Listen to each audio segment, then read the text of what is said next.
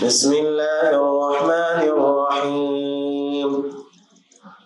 يا أيها الذين آمنوا لا تقربوا الصلاة وأنتم سكارى حتى تعلموا ما تقولون ولا جنبا إلا عابري سبيل حتى تغتسلوا وإن كنتم مرضى أو على سفر أو جاء أحد منكم من الغائط أو لامستم النساء فلم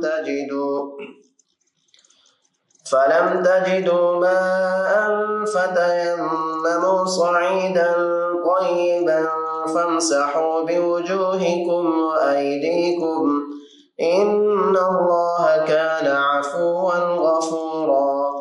ألم تر إلى الذين أوتوا نصيبا من الكتاب يشترون الضلالة ويريدون أن تضلوا السبيل والله أعلم بأعدائكم وكفى بالله وليا وكفى بالله نصيرا.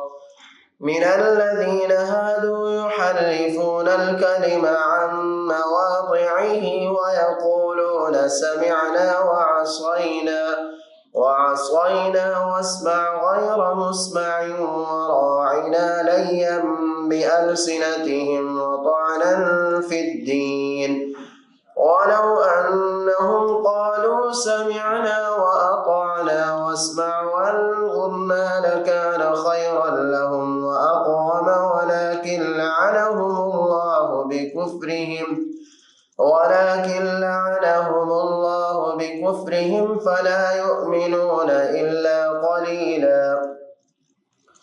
يا أيها الذين أوتوا الكتاب آمنوا بما نزلنا مصدقا لما معكم من قبل أن نطمس وجوها فنردها على أدبارها أو نلعنهم كما لعنا أصحاب السبت وكان أمر الله مفعولا. إن الله لا يغفر أن يشرك به ويغفر ما دون ذلك لمن يشاء ومن يشرك بالله فقد افترى إثما عظيما.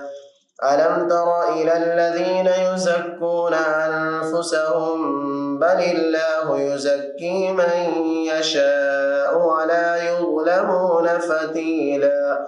انظر كيف يفترون على الله الكذب وكفى به إثما مبينا.